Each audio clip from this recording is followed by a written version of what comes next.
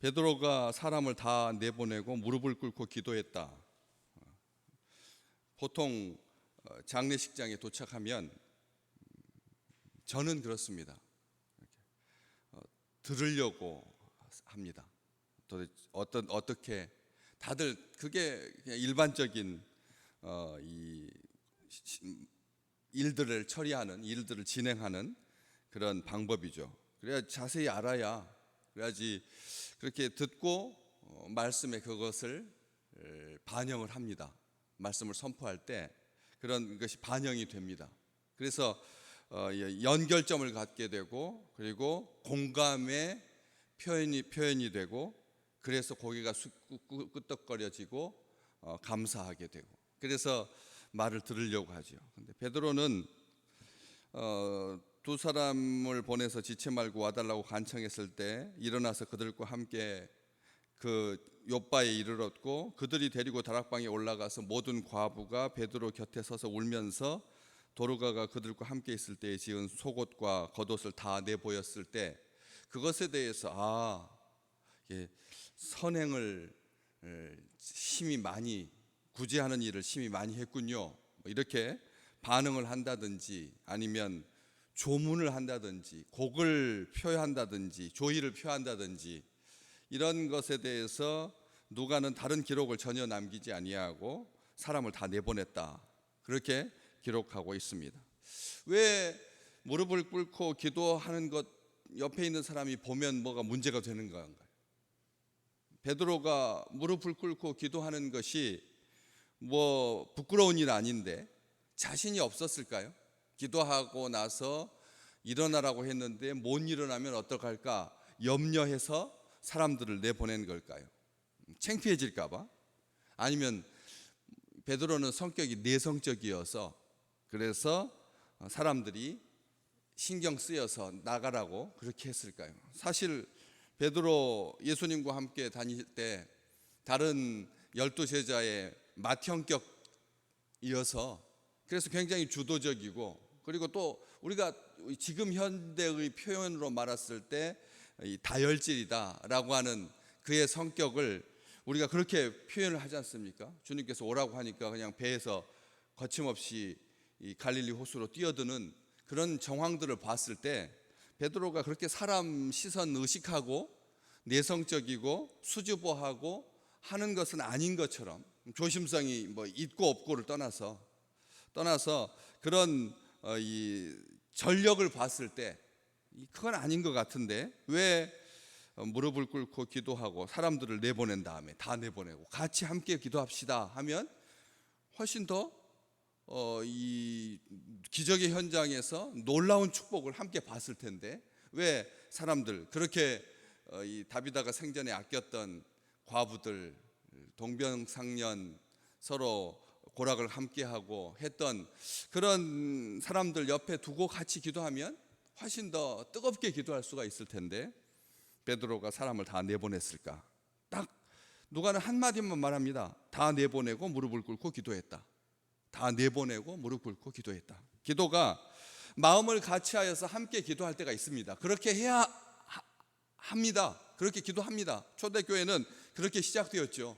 마가의 다락방에서 마음을 같이하여 오로지 기도하기에 힘썼다. 마음을 같이하여서 다 함께 예수님의 동생들과 어머니까지 모시고 여제자들, 제자들 다 포함해서 그렇게 100명이 넘는 사람들이 함께 기도했던 것을 우리는 기억합니다. 그런데 여기서는 베드로는 사람을 내보내고 조용하게 혼자 기도하는데, 뭐 크게 기도했다라든지 뭐 통성으로 기도했다든지 가슴을 막 치면서 쥐어짜듯이 기도했다든지 무슨 어떤 아무런 단서를 주지 않습니다. 그냥 기도만 합니다. 기도만 하고 있습니다.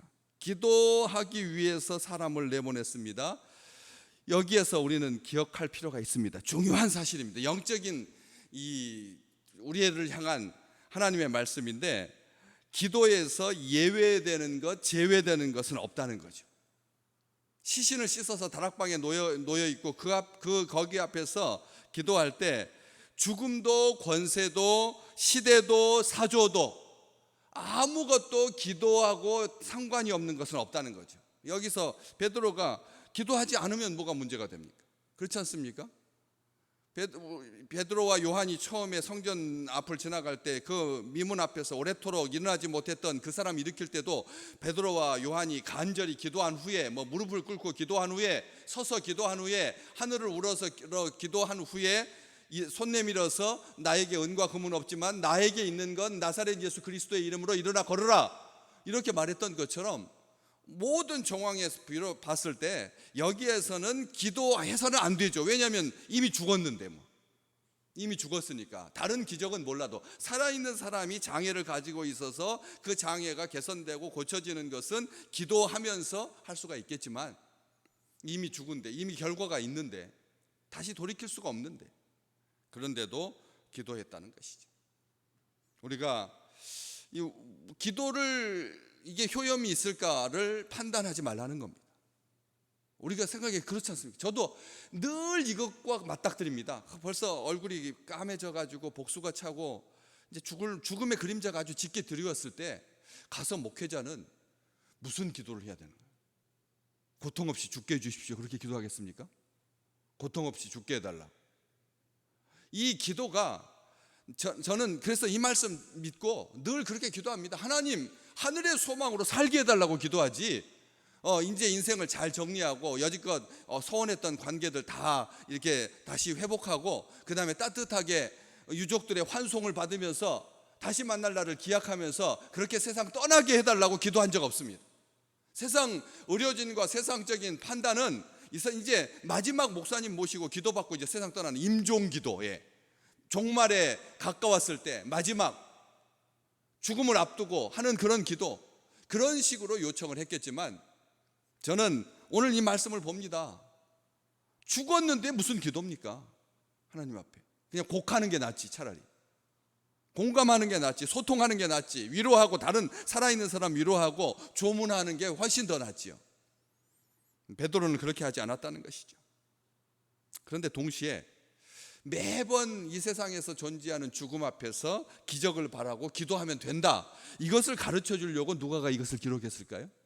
죽음 시체 앞에서 살아나기를 기도하면 다시 살아난다, 이것을 가르쳐 주려고 이것을 기록하지는 않았을 거라는 것이죠. 여기서 두 가지를 기억합니다. 왜냐하면 이 기적은 사도의 진정성을 확증해 주기 위해서, 사도의 권위를 보여주기 위해서, 하나님께서 보내신 사람이 기도하면 죽어도 다시 살 수 있다라고 하는 것을 우리로 하여금 그런 일들이 있다는 걸 확증해 주기 위해서 그런 요소도 분명히 들어가 있다는 거죠.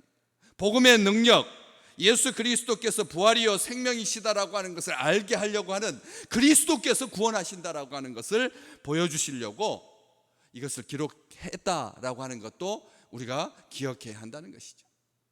슬픔에 잠긴 성도들을 위로하시는 분은 우리 주님밖에 안 계십니다. 그렇죠? 주님밖에. 그래서 부활의 소망으로 살 수 있도록 우리의 연약함을 위로하시고 감싸주시는 하나님께 기도하라고, 그래서 무릎을 꿇고 기도하고, 그렇지만 앞에서도 보셨듯이 얼마만큼 몇 시간 동안 여기서 막 통성으로 손잡고 하늘을 향하여서 분하듯이 쏟아붓듯이 하나님 울면서 그렇게 기도했다 없거든요. 몇 시간 동안 기도했을까요? 한 4-5시간 기도했을까요?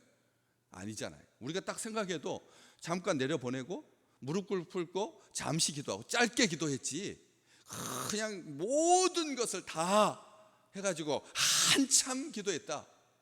한 반 시간 지난 다음에 오전 오후가 그냥 다 지나간 다음에 장례 일정 해지기 전에 장례 치러야 되는데 막 밑에서 기다리는 사람 마음 조마조마하고 안달하게 그래가지고 그냥 한참을 기도했다, 그렇게 기록되어 있지 않다는 것이죠. 큰 소리로 작은 소리로 울며 가슴치며 길게 통성으로 통곡하며 애통하며 살려달라고 기도했다라고 돼 있지 아니하고 딱 한 가지만, 무릎 꿇고 기도했다.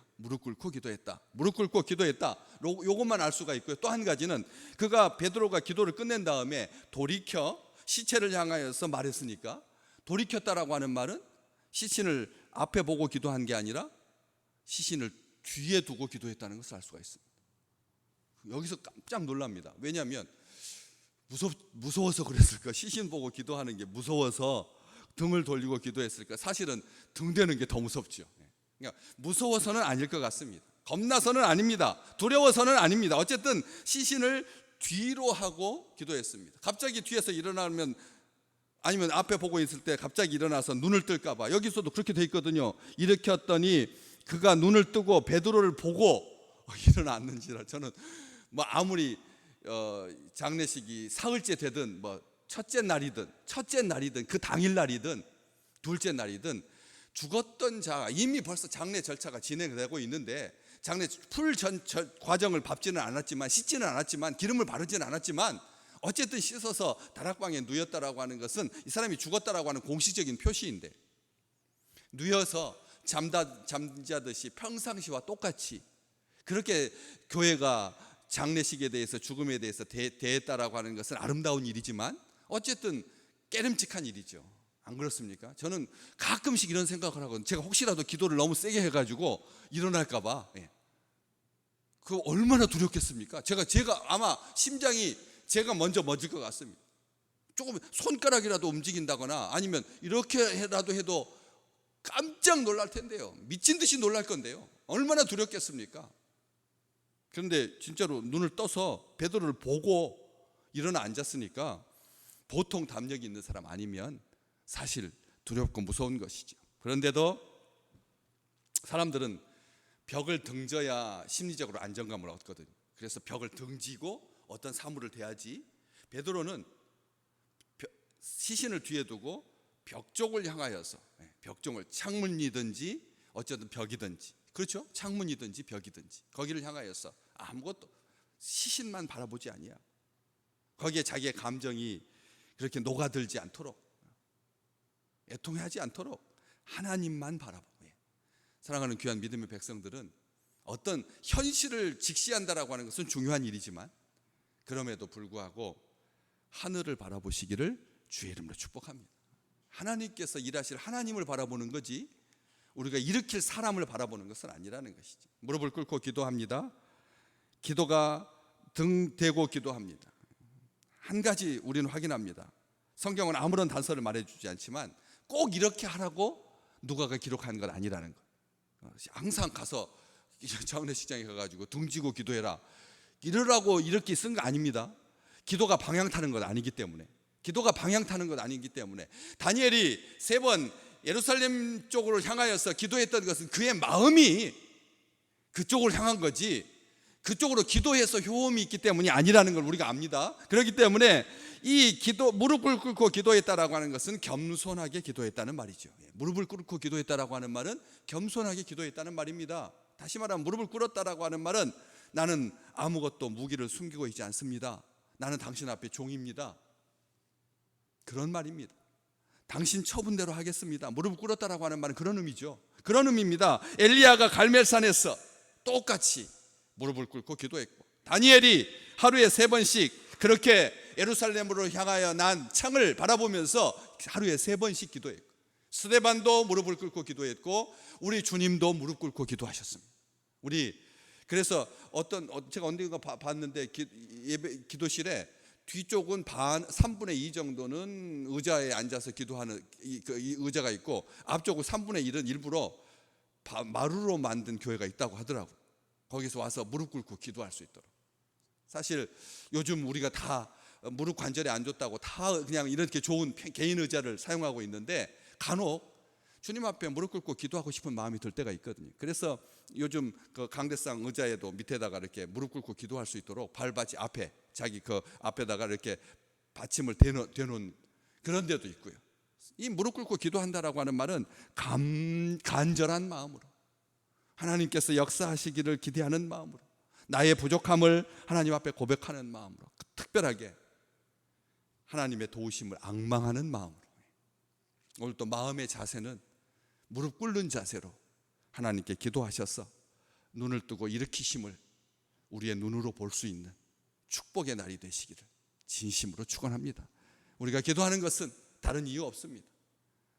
어떤 상황에도 예외 없이 기도하라는 것이고, 그리고 시간이 길고 짧음, 소리가 크고 작음, 자세의 문제가 아니라, 방향 타는 문제가 아니라 하나님께서 들으신다는 거죠. 하나님께서 살리시기로 작정하셨을 때, 하나님께서 베드로의 기도 때문에 이 다비다를 살리셨겠습니까? 기도 때문입니까? 아니죠. 하나님은 이 일을 통해서 하나님의 역사를 이루시겠다라고 하는 원래의 계획을 가지고 계셨어요.